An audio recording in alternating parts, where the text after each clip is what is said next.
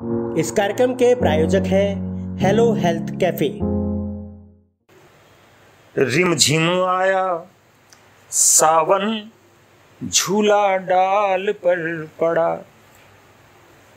बारिश हो रही थी, बारिश में बैठे बैठे और हम उस गीत लिखने का आनंद ले रहे थे साहब। रिमझिम आया सावन, झूला डाल पर पड़ा। सुनरी सजनी तेरा साजन द्वार पर खड़ा। रिमझिम आया सावन, झूला डाल पर पड़ा। मधुर जी, आप इतने बढ़िया गीतकार हैं और ख़ास तौर पे जो कविता का सौंदर्य है जी, उसको पहचानते हैं। उन शब्दों की अहमियत है, एक एक शब्द की अपनी एक खास जगह है और वो अगर उस जगह पे ना हो, किसी दूसरी जगह पे हो, तो उसका सौंदर्य बिखर जाता है। लेकिन बिल्कुल आपके बराबर में ही, आपके मंच पे ही एक दूसरी तरह की कविता भी चलती है। सिर्फ और सिर्फ तुकबंदी की कविता, जी, सिर्फ और सिर्फ उपदेश की कविता। ऐसा लगता है कि जैसे ना कभी उपदेशक बन गया है, सारा ज्ञान उसके पास है और वो किसी को कोई भी ज्ञान बांटने का ही काम करता है। आपका मैं इशारा समझ सकता हूँ जी। और आज के युग में जो इशारा आपका गया है वो हो सकता है कि बहुत दूर के किसी रचनाकार के ऊपर भी गया हो। तो मैं उन सभी रचनाकारों को प्रणाम करता हूँ। हम सभी करते हैं। और अविनाश जी, आपको बहुत ज़्यादा प्रणाम करता हूँ कि आपने इस दर्द को उठाया। दर्द कहा नहीं, दर्द का वजन उठाना हर एक के बस की बात नहीं है साहब। तो जब व्यक्ति दर्द का बोझ उठाने का प्रयास करता है तो उसमें एक बुलंदी जागृत होती है। और मैं मानता हूं कि अविनाश जी, आपने एक बहुत अच्छा प्रश्न किया आज मेरे से और मैं बहुत खुश हुआ इस बात से कि आपने इस दर्द को, तो जो लोग इस विद्वता की पहचान बनाना चाहते हैं, देखिए, पढ़ने लिखने का मतलब ये नहीं है कि वो विद्वान हो गया। बिल्कुल सही। लेकिन आपने पढ़ने लिखने के साथ साथ ज्ञान क्या लिया जी, और उसमें आपने विस्तार क्या दिया, ये है असली चीज। ये असली चीज। यदि आप उसको विस्तार नहीं दे सकते तो आपका ज्ञान बेकार। और यदि आपका ज्ञान बेकार तो आपका पढ़ना बेकार। वो आपका है ही नहीं, वो तो किसी और का था। आपका तो तब हुआ जब आपने उसको विस्तार दिया। तो एक रचना में आपको हरिराम चमचा जी के सानिध्य में बैठ करके मैंने वो रचना लिखी थी जी। और उन्होंने कहा था कि वीरेंद्र मधुर, इसमें एक पंक्ति मेरी तरफ से ऐड कर ले जी। वो स्वर्ग में हम नरक में भाई, हमारे मित्र रहे वो, लेकिन एक पंक्ति का इस गीत में उनका योगदान है जी। उन्होंने कहा था कि इसको आप संकल्पी पैरों में कर लो। ये शब्द उसमें जोड़ दिया था उन्होंने। ये ईमानदारी भी कहाँ बची है? नहीं, हम कह रहे हैं ये उनकी एक पंक्ति, उनमें योगदान है पूरे गीत में। ये आप कह रहे हैं, आप इसको मान रहे हैं, तो लेकिन ये ईमानदारी भी तो हमारे बीच में तो कहाँ बची? नहीं, लोग तो पता नहीं किस किस का मसाला लेकर के कहाँ पढ़ते रहते हैं और लाख 2-2 लाख रुपए लेते हैं। मैं तो बल्कि हम अपनी सरकार से भी निवेदन ये करते हैं आपके चैनल के माध्यम से कि इन कवियों पर तरस खाओ, इन कवियों पर तरस खाओ, इन कलाकारों के बारे में कुछ सोचो, इनके लिए कुछ करो। अविनाश जी, हम मंच की बात कर रहे थे जी। मुझे ऐसा लगता है कि जो हमारा मूल प्रश्न था कि हम ये कह के, बहुत सारे लोग ये कह के कि जनता ऐसा चाहती है, लोग ऐसा चाहते हैं, जबकि वो कमी कुछ हमारे अंदर होती है। हम अच्छी रचना नहीं लिख पाते तो हम चुटकुले लिख लेते हैं, लोग चुटकुले पे हंस लेते हैं तो हमें लगता है हम बड़े कवि हो गए। कहीं ऐसा तो नहीं है? नहीं, मैं नहीं मानता इस बात को। मेरा मानना यह है कि यदि कविता है तो वो सिर चढ़ के बोलती है। बिल्कुल। लोग दीवाने हो जाते हैं, लोग पागल हो जाते हैं, लोग उसको बार बार सुनना चाहेंगे। लेकिन देखिए, जब बात चल रही है, एक शिव कुमार अर्चन रीवा मध्य प्रदेश के एक गीतकार हुए हैं जी। हमारे, जब हम स्टूडेंट थे उस समय की बात है। और धर्मजीत सरल गाजियाबाद के कवि हुए हैं। मध्य प्रदेश के शिव कुमार अर्चन जी और गाजियाबाद के श्री धर्मजीत सरल अभी भी जीवित है। जी जी। उनकी एक पंक्ति मुझे याद आती है जी। हालांकि लोग परहेज करते हैं कि भाई आप अपनी पंक्तियां क्यों नहीं सुनाते, दूसरों की पंक्तियां क्यों सुना रहे हो। मंचों पे तो लोग बाग पता नहीं किस किस की पेल के चले गए और मोटे मोटे लिफाफे लेके चले गए।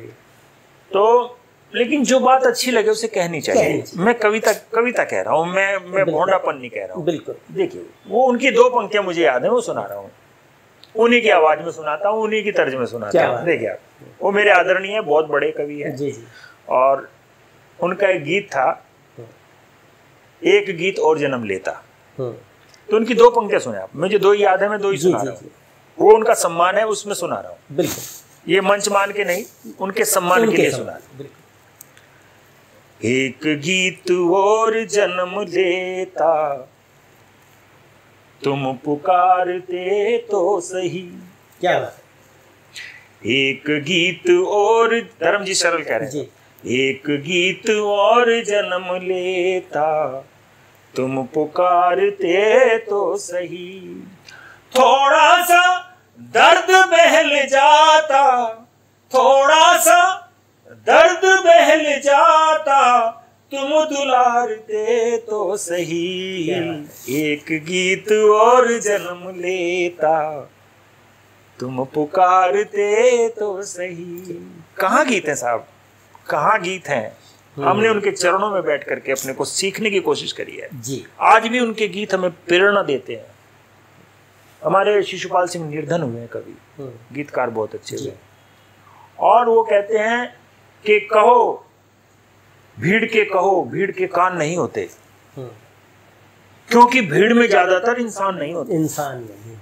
ये शिशुपाल सिंह निर्धन कहते हैं।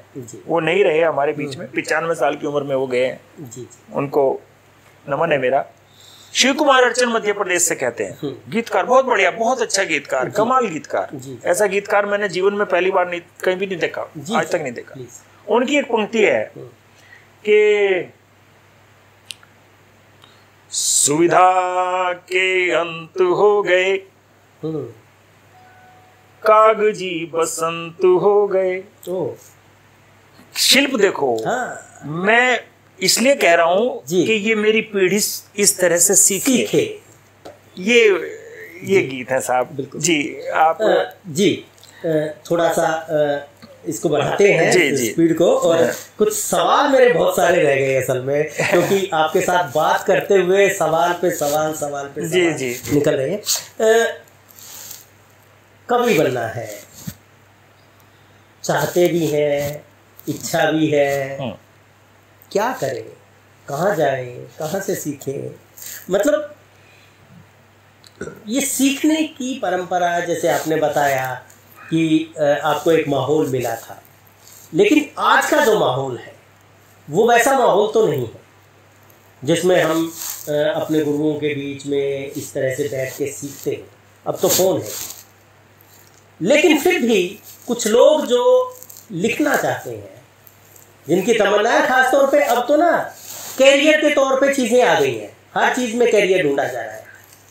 तो अगर कोई कविता को अपना कैरियर बनाना चाहे तो सबसे पहले तो वो यूनिवर्सिटी कौन सी है जहाँ से वो डिग्री हासिल करे। अच्छा प्रश्न है, फिर वो जाए कहाँ। बहुत अच्छा प्रश्न आपका है अविनाश। आप पता नहीं कहाँ से प्रश्न आज ले आए हो दागने के लिए मुझ पर। तो देखिए, पहली बात तो यह है कि इसका कोई विद्यालय यूनिवर्सिटी नहीं है, और प्रकृति ही इसका विश्वविद्यालय है। प्रकृति में जीना पड़ेगा, और यदि आपको नहाना है तो कपड़े उतारने पड़ेंगे। नहाना है तो कपड़े उतारने पड़ेंगे, और यदि मैल उतारना है जी तो आपने उसको संगठित रूप से उसको रेगमार से घिसना पड़ेगा। मेरा मतलब ये है कि यदि आप लिखना प्रारंभ किया हुआ है आपने और आप लिख रहे हैं जी, तो पहली बात तो ये है कि आपको पुस्तकों तक जाना पड़ेगा, अध्ययन, पुस्तकों में उतरना ही जाना ही पड़ेगा। बेशक आप आज के जमाने में मोबाइल में आगे हो, फेसबुक पे आगे हो, गूगल पे आगे हो, व्हाट्सएप और ये दूसरी तरह की चीजें चल रही है, लेकिन नहीं, मैं नहीं मानता जब तक आप किताब में नहीं उतरोगे। देखिए 3 चीज होती थी पहले, रीड, राइट, स्पीक। जी बिल्कुल। ये पहले पढ़ो, फिर उसको लिखो और फिर उसको बोलो। बहुत से रचनाकार मैंने आज के टाइम में ऐसे देखे हैं जो कॉपी किताब ले लेंगे और अपनी ही रचना को बार बार देख देख के बोलेंगे। भाई जब तुम्हारी लिखी हुई है, तुमने वो लिखी है जी, तो भाई उसे देखने का क्या मतलब है, ये बता दो आप। एक बार यहाँ राजकुमार जी थे, एक वैश्य परिवार से, हमारी अनाज मंडी में यहाँ रोहतक, तो कवि सम्मेलन हो रहा था जैन जति जी के अंदर जी, तो मंच का संचालन मेरे हाथ में था। तो एक कवित्री मैंने दिल्ली से बुलाई जी, और वो जब पढ़ने लगी, बड़ी कवित्री थी, तो उसने किताब खोल ली, डायरी खोल ली जी, और खोल करके वो अपनी कविता पढ़ने लगी। वो प्रधान जी थे वहाँ कार्यक्रम में जी, मुख्य अतिथि के रूप में। उनकी आवाज सुनिए क्या कहते हैं, वहां बैठे बैठे सामने से क्या कह रहे हैं कि यो किसी कवित्री है जो कॉपी लेकर गावे। वो शब्द मेरे कान में पड़ गए। मैंने कहा यार बात तो बहुत बढ़िया कही है इन्होंने, पते की, कि जिस कवि ने जो रचना लिखी है, सपोज मैंने कोई कविता लिखी, अब इतने गीत लिखे होंगे, मुझे हो सकता है पता नहीं कितनी संख्या में गीत लिखे हैं, तो वो सारे गीत तो मुझे याद नहीं रहेंगे, क्षमा तो मैं भी चाहूंगा। लेकिन जो गीत वास्तव में आपके मन को बहुत छूते हैं, उनमें से ज्यादा नहीं तो 70-80% कुछ तो आपको याद होने चाहिए, जो आप दूसरों तक पहुंचाना चाहते हैं। तो वो गीत जो आपको याद ही नहीं है, तो आपने क्या लिखा, आपने कैसे लिखा? तो मेरा ये निवेदन ये है कि यूनिवर्सिटी नाम की कोई चीज नहीं है, हमें यूनिवर्सिटी खुद ही बनना पड़ता है, और तब बनेंगे जब हम अच्छी पुस्तकों का चयन करेंगे, अच्छी किताबों का अध्ययन करेंगे, अच्छे शिक्षक से हम शिक्षा ग्रहण करेंगे। और उसमें एक चीज और है अविनाश जी, आदर और सम्मान की भावना पहले जी। लेकिन कई लोग ये कहते हैं ना तो आजकल गुरु रहे हैं, ना कोई चेले रहे हैं, ना कोई चेली रही है। अरे भैया ऐसा कुछ नहीं है, ऐसा कुछ नहीं है। मैं फक्र कर सकता हूं अविनाश आपके सामने जी कि जो वीरेंद्र मधुर आज तक किसी प्रकार के किसी भी व्यसन में शामिल नहीं हुआ, और हो सकता है यही कारण कि कई बार मैं मंचों से पीछे भी रहा हूं, क्योंकि मैं उस चंडाल चौकड़ी में जा नहीं सकता, मैं शेयर नहीं कर सकता। तो मेरा युवा पीढ़ी से निवेदन ये है कि आप अध्ययन करें, और हमारे से यदि कोई सेवा भाव बन रहा है, हमारे से किसी भी तरह की सेवा है, तो हम हमेशा तत्पर रहेंगे। 24 घंटे आपके लिए हैं। आप रात को 12, 1 बजे, 2 बजे भी कहेंगे वीरेंद्र मधुर जी हमें ये परेशानी है, तो हम उसको सॉल्व करने की कोशिश करेंगे। भाई पूरे तो हम भी नहीं है, बिल्कुल बिल्कुल, और पूरा तो कोई हुआ ही नहीं है। भगवान कृष्ण भी पूरे नहीं हुए, राम भी पूरे नहीं, तो बाट भी यार हम कौन है भाई। तो ऐसा है कि एक शहीद का जो ताबूत है वो हमारे गांव में आता है जी, और उस गांव में बहुत से लोग की भीड़ उमड़ती है। तो मेरे मन में आया कि यार ये दृश्य मेरे कहीं मन को छू रहा है, तो मैं कुछ 4 पंक्तियां मैंने अनायासी जी निकल पड़ी मुंह से, तो वो मैं शेयर कर रहा हूँ आपसे। हमारे गांव की छत पर उतर आए सितारे हैं। शिल्प देखें, कविता देखें, और इसमें मर्म देखें। हमारे गांव की छत पर उतर आए सितारे हैं, तिरंगा ओढ़ कर आए वो बेटे भी हमारे हैं। क्या बहुत बढ़िया। हमारे गांव की छत पर उतर आए सितारे हैं, तिरंगा ओढ़ कर आए वो बेटे भी हमारे हैं। धन्य हिंद राष्ट्र की धरती, धन्य वीरों की माताएं। धन्य हिंद राष्ट्र की धरती, धन्य वीरों की माताएं। है जिनकी आँख के घर में, है जिनकी आँख के घर में भरे अश्रु के धारे हैं। हमारे गांव की छत पर उतर आए सितारे हैं। और इसका विलोम देखें आप, किसी भी मुक्तक का या पंक्तियों का विलोम बहुत कम मिलेगा आपको देखने के, लेकिन विलोम में दे रहा हूं आपको जी। देखें आप, स्वागत है। ये व्याकरण है, ये शिल्प है और भाषा का एक अपने आप में अनुवाद है, नया अनुवाद है। देखें आप, हमारी सरहदों पर तो जवानों की कतारें हैं। हमारे गांव की छत पर उतर आए सितारे हैं। वो शब्द था, ये विलोम देखा। हमारी सरहदों पर तो जवानों की कतारें हैं, मगर शहरों की सड़कों पर चले क्यों रोज आ रहे हैं। मगर शहरों की तुम्हें चिंता ही नहीं है, तुम उपद्रवी बन गए, तुम आतंकवादी बन गए हैं। अरे वहां सरहदों पर देखो जिनके बेटे बलिदान हो रहे हैं और तुम यहाँ चटकारे ले रहे हो, शर्म आनी चाहिए तुम्हें। सुने आप, हमारी सरहदों पर तो जवानों की कतारें हैं, मगर शहरों की सड़कों पर चले क्यों रोज आ रहे हैं। हताहत हो गए कितने, उन्होंने क्या किया ऐसा। जो उपद्रवी है, जो आतंकवादियों के द्वारा मारे गए हैं, आप देखिए, हताहत हो गए इतने, उन्होंने क्या किया ऐसा। यहाँ तो राजनीति में, मेरी बात अविनाश जी मैं आज इस मंच से कह रहा हूँ आपसे और बुलंदी के साथ कह रहा हूँ, यहाँ तो राजनीति में उछलते सिर्फ नारे हैं। यहाँ तो राजनीति में उछलते सिर्फ नारे। ये शब्द और विलोम, ये मैंने एक गीत उसका रचना का एक प्रस्तुतिकरण दिया आपके साथ।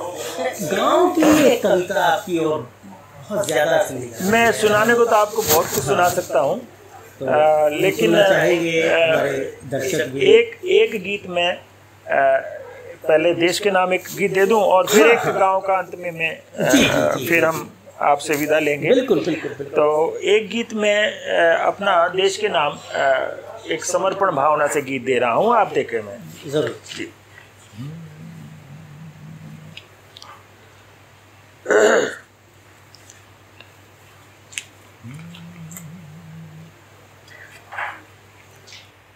ए वतन, ए वतन, ए वतन, ए वतन, ए वतन, ए वतन।